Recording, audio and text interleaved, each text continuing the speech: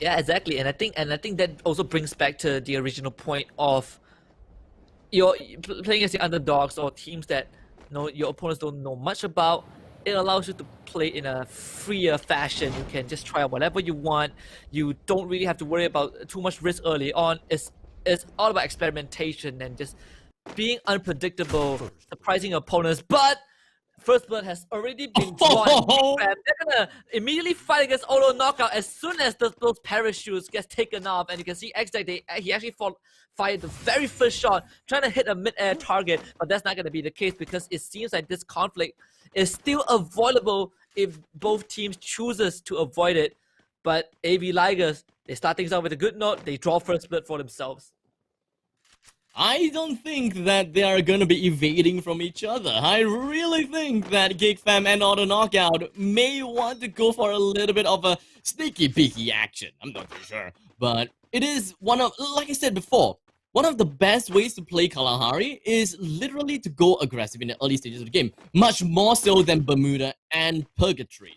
Because, well, like the name suggests, no, name doesn't suggest anything, but like I said before, Kalahari is a great map to just stay at one spot due to the amount of, well, vicinities or rather compounds that is being connected to one another. The amount of zip lines makes mobility gonna be a lot easier, and you can see if people are coming in to voucher you. So even if you are too engrossed into a single team fight, you won't find yourself in a gnarly situation just because you overextended a team fight.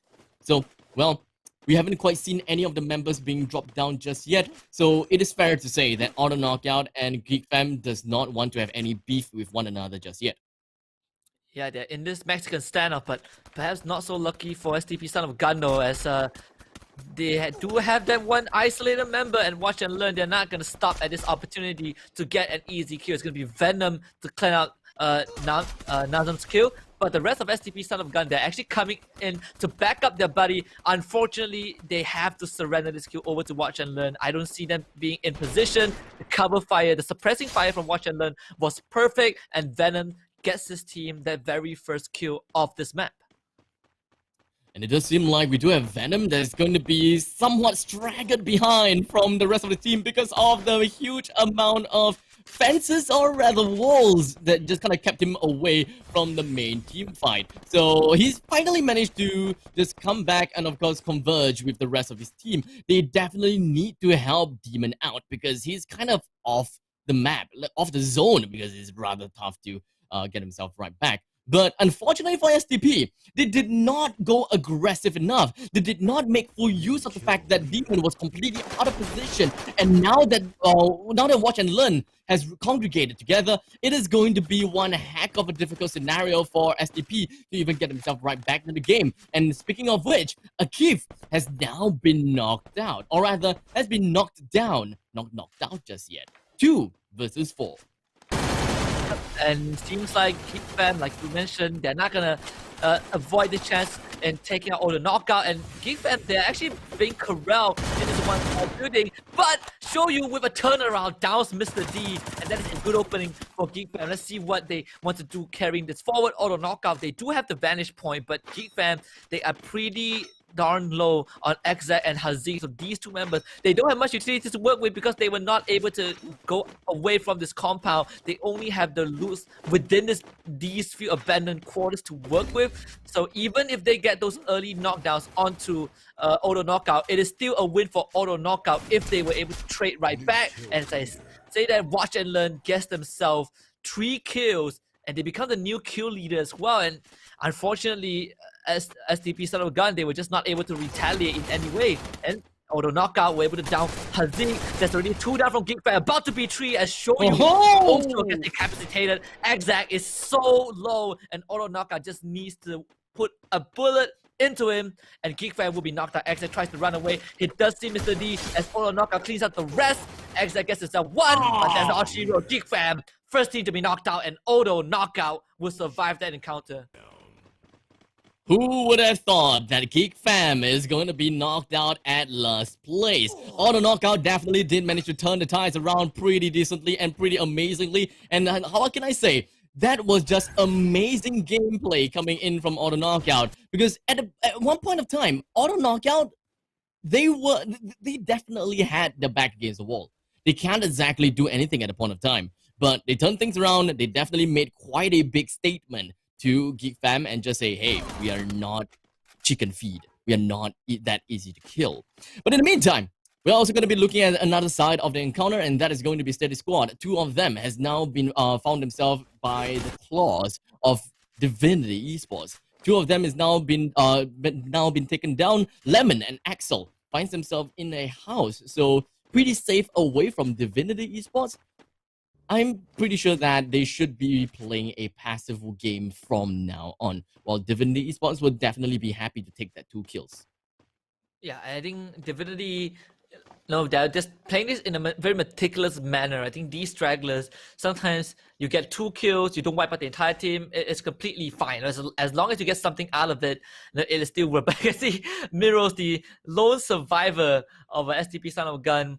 The rest of his team has been wiped out by Watch and Learn. So the only thing he can do now is to just plant himself on this vantage point and survive for as long as possible. And at the same time, you gotta wish that the blue zone, the circle, doesn't exclude you at the later stages of the game, because you do have 2 different teams near him. AB Ligers is right down below, and if he pops his head out, that's it for STP son of a gun.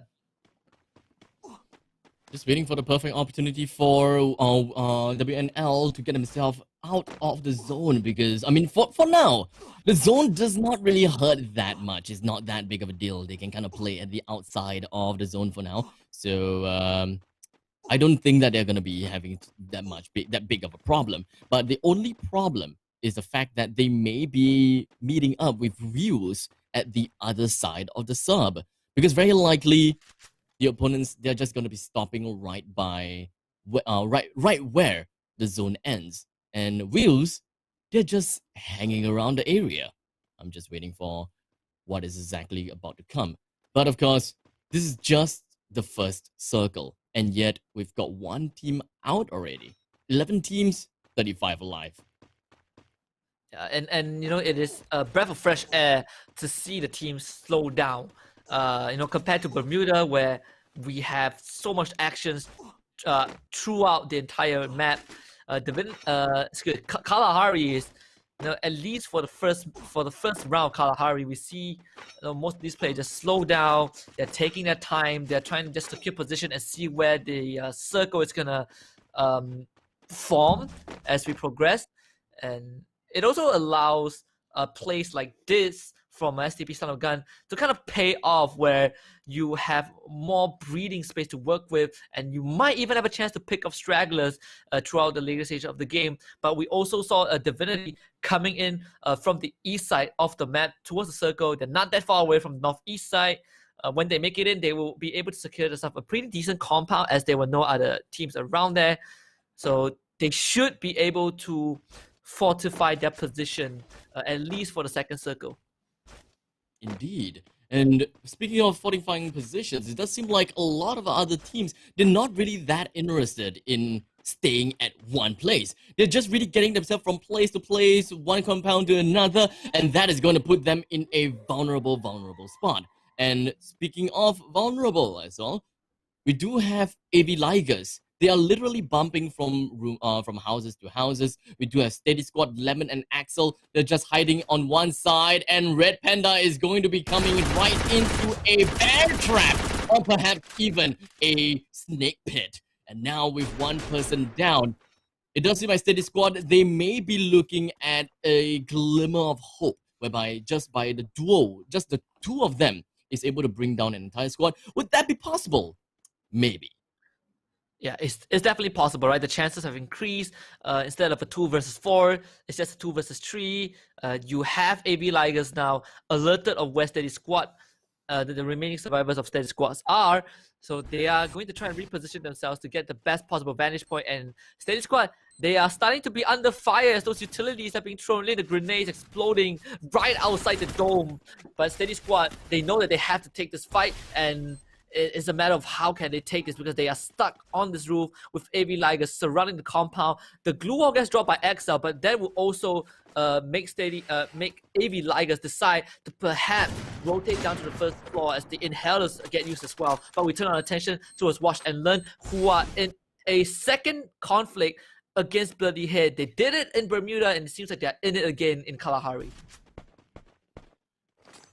Watch and Learn. They are pumping themselves on the side of the tents and just waiting to enter into the zone. And it does seem like things are not looking good for them, because Bloody Head is just going to be gatekeeping the entire area as much as possible. We do have a time turner that's just going to be popped and dropped. And I'm not too sure how exactly it helped Bloody Heads, but for Watch and Learn, things are definitely starting to get really darn messy.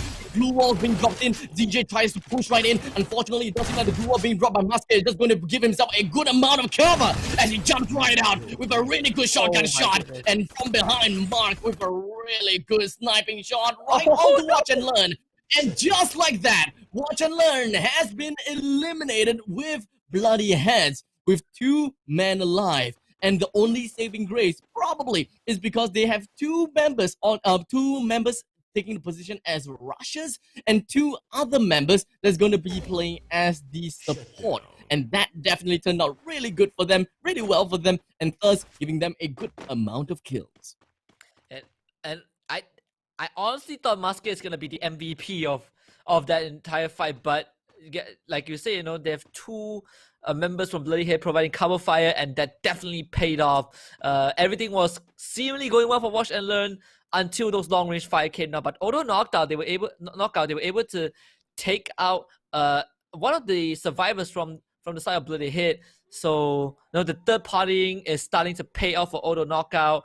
They started the round by eliminating Geek Fam, one of the favorites in the season as well. But AV Ligers, it seems like they are trying to push their advantage a bit forward. They still have Steady Squad cornered in that building, and it's a matter of time. But Lemon, holy cow, what a shot to down Jaboywa on the side of AV Ligers. That's going to bring down the members of AV Ligers to at least 2 functional survivors. So Steady Squad, they are still keeping themselves alive in this round. And awesome, they are just going to be wrapping themselves up to the northern area, away from Foundation. And I'm pretty sure that they're going to find themselves closer to Shrines or perhaps even Bayfront if they continue their route down. But they have to cut right into the center of the map in order to be inside of the zone. But luckily for them, they're not going to be meeting up with any other teams, because we have quite a good amount of people that's just going to be around the vicinity at the southeastern area. And speaking of southeastern, we're looking at Auto Knockout. 3 of them alive with a total of 4 kills to their name. And what is whichever team that's in front of them, which is going to be Bloody Heads, is going to find themselves in a really, really bad spot as Miru pops the shot off, bring Fox down, and continue firing it all out and bring the rest of Bloody Heads down into the grave. And final nil in the coffin, with giving Miru a total of 4 kills to his name. Yeah, the Secret Movement managed to steal one of those kills away from Auto Knockout, and I don't think Auto Knockout is going to be particularly happy with that. They do have the circle in their favor.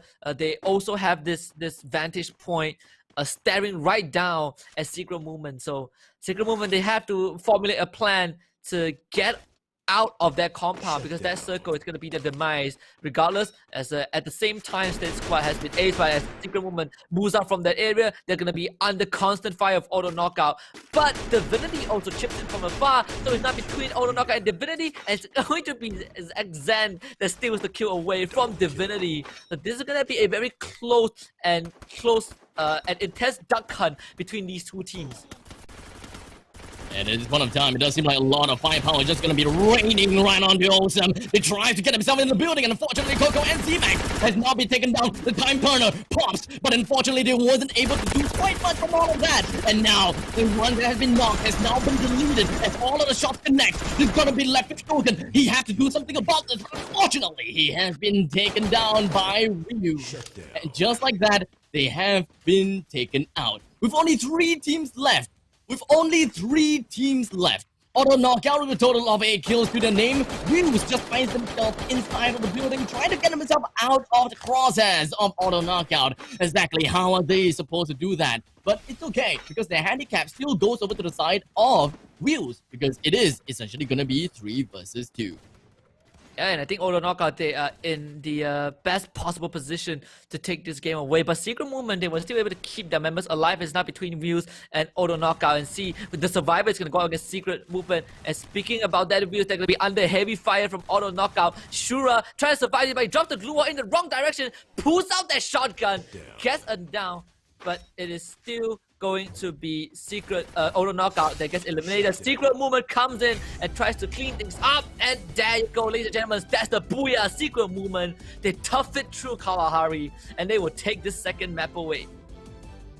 It is perfect game from Secret Movement. And of course, amazing gameplay is coming in.